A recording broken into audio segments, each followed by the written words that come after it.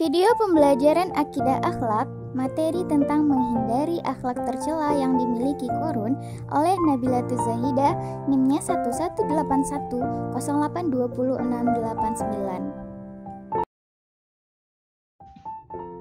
Assalamualaikum warahmatullahi wabarakatuh. Selamat pagi anak soleh dan soleha. Bagaimana kabarnya hari ini?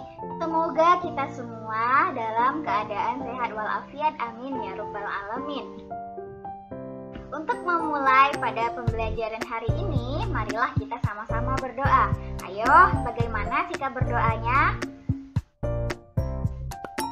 Doa sebelum belajar.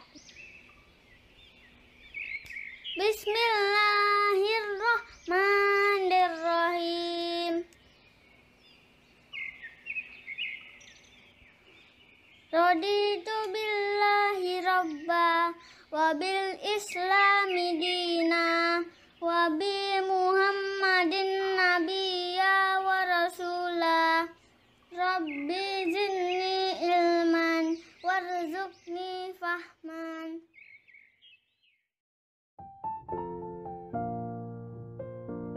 Selanjutnya, kita akan mempelajari menghindari akhlak tercela yang dimiliki Qorun.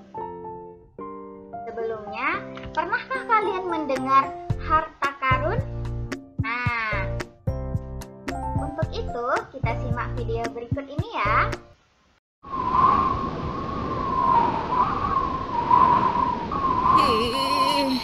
Dingin. Kamu kedinginan gak, Kus? Hah? Enggak tuh. Kok Abah belum keluar-keluar ya? Mungkin Abah sedang mengambil kopi dulu. Kalau gitu, Emil panggil deh. Abah, Abah. Kok diem aja ya? Ketuk lagi, Mir. Iya deh. Abah, Abah. Abah. Kirain belum keluar. Abah keluar nggak bilang-bilang. Perutnya jadi kena deh. Oh iya, Abah belum sempat ngasih tahu Emir ya? Loh, hah?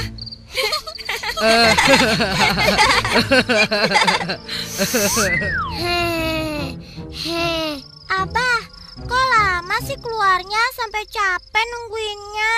Oh iya, masa sih capek? Paling juga baru nunggu sebentar. Sudah lama, Abah. Emil sampai ngantuk nungguinnya. Ya sudah, maafkan Abah ya. Iya, iya.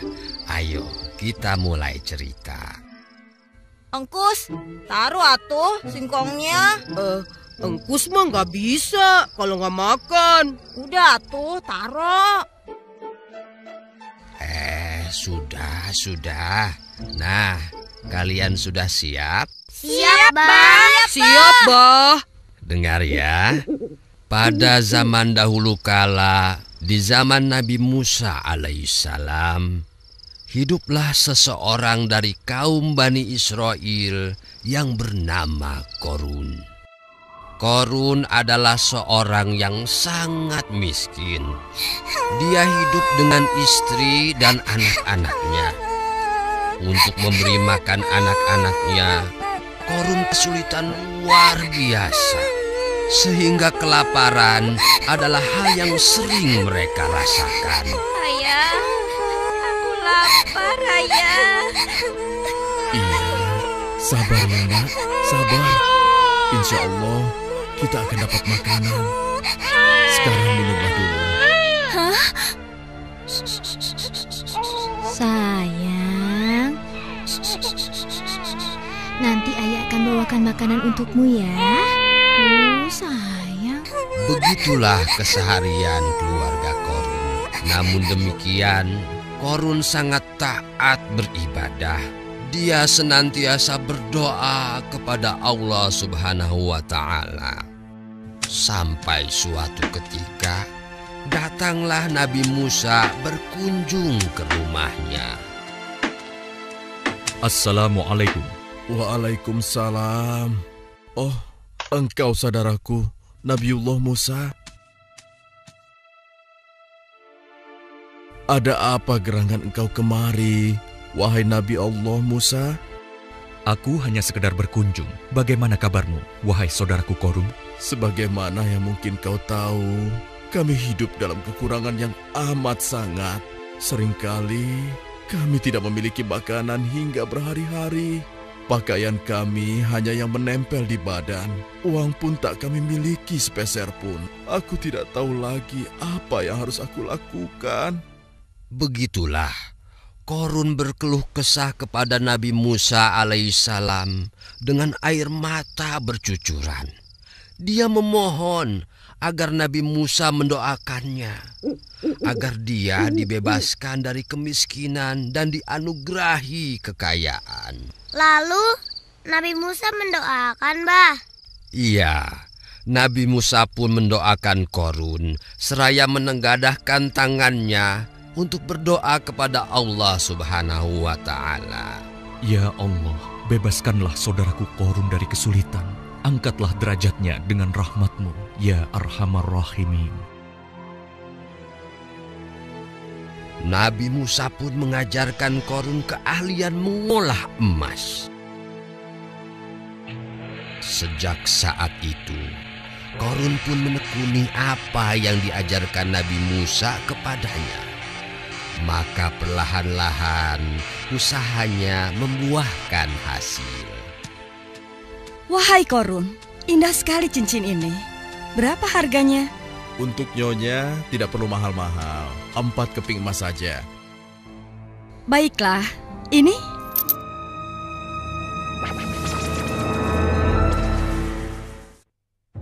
Demikianlah keberuntungan demi keberuntungan menghampiri Korun. Korun pun kini mengalami perubahan yang luar biasa. Korun sangat kaya raya.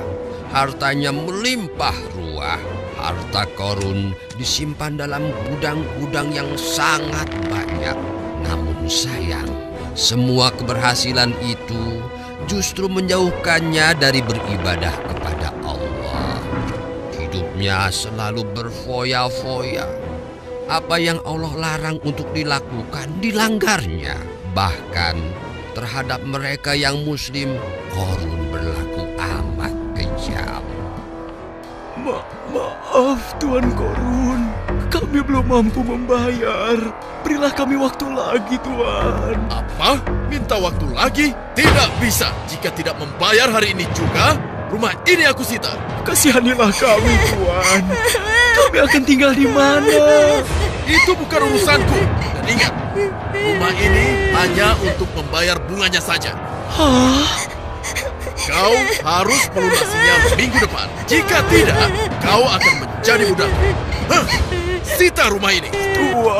Tuan Korun, maafkanlah kami Tuan. Jangan sita rumah kami. Begitulah kekejaman Korun. Dengan cara itulah dia memperbanyak dan menumpuk hartanya. Akulah Korun, manusia terkaya di muka bumi ini. Aku bisa dapatkan semua yang kuinginkan.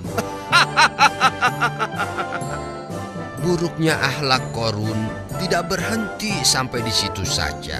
Hingga suatu ketika... Maaf Tuan Korun, ada tamu yang ingin bertemu dengan Tuan. Siapa dia? Berani-beraninya mengganggu istirahatku. Katakan pada mereka, aku sibuk. Tapi Tuan, mereka adalah...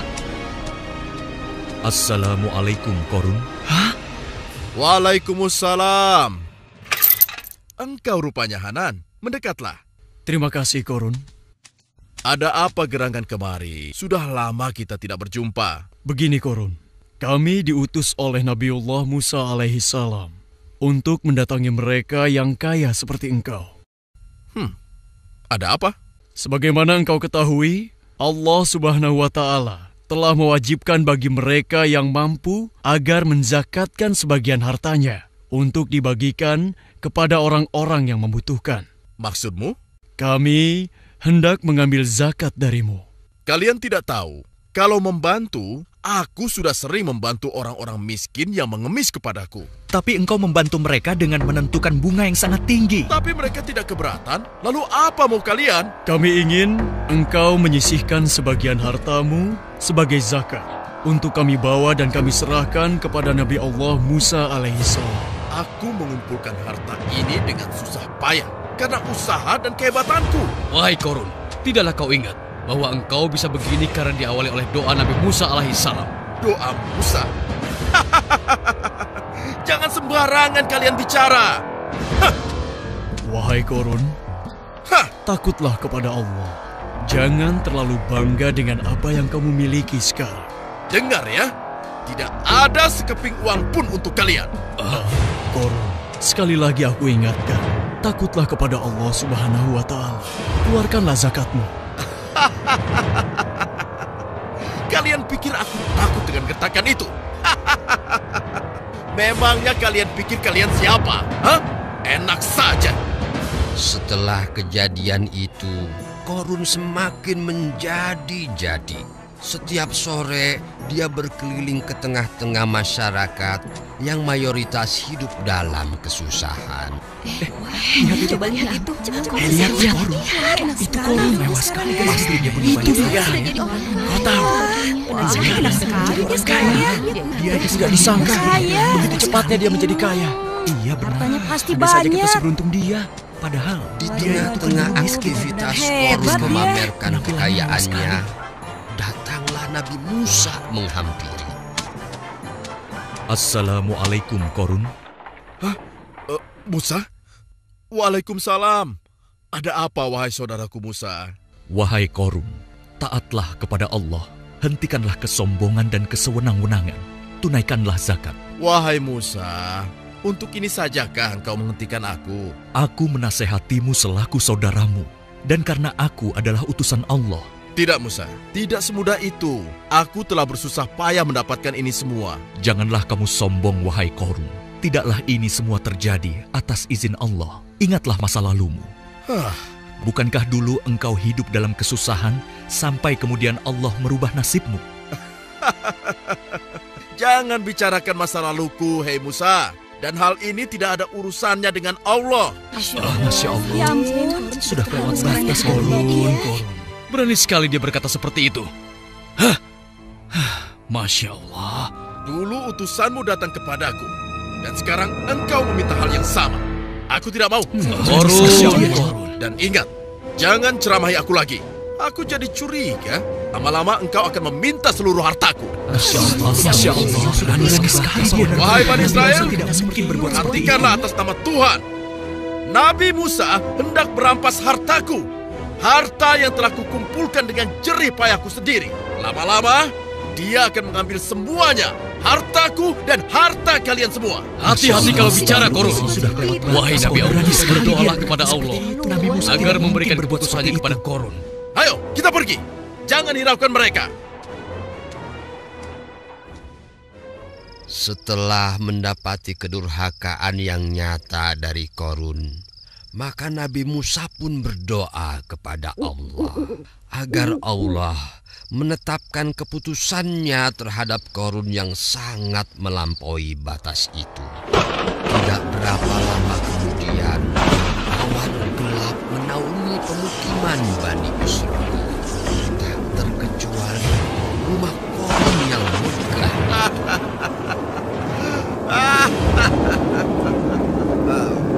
Loh, kenapa ini? Tuan, gempa Tuan. Ayo Tuan, kita segera keluar. Gempa? Bagaimana dengan hartaku? Sebentar, aku lihat hartaku. Cepat pelayan, selamatkan hartaku. Tidak sempat lagi Tuan. Korun berlari untuk menyelamatkan hartanya yang juga mulai hancur ditelan gempa bumi. Hartaku! Tolong hartaku! Hartaku! Jangan hartaku! Hartaku! Tolong! Tolong hartaku! Tolong! Tolong!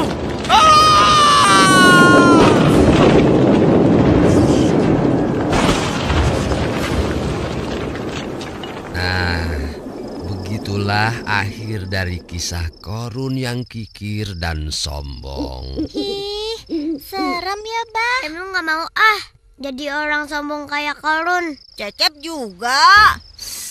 Iya, kita tidak boleh sombong, tidak boleh kikir.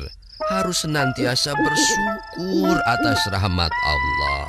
Baik nikmat yang sedikit, apalagi yang banyak. Dan kita harus mau selalu menolong orang yang lemah dan membantu yang kesusahan. Dengan begitu, kita akan disayang Allah. Mau tidak disayang Allah? Mau. Engkus juga mau kuenya. Engkus, ayah wae. Nah, begitulah kisah Qorun. Jadi, berdasarkan video yang kita tonton tadi, udah tahu ya bagaimana kisah harta karun tadi. Nah, harta karun itu adalah hartanya Qorun yang Allah tenggelamkan dia bersama hartanya ke dalam tanah akibat dari sifat kikir dan sombong yang dia miliki. Selanjutnya, hikmah yang dapat kita ambil dari kisah Qorun adalah yang pertama, kita tidak boleh kikir dan serakah.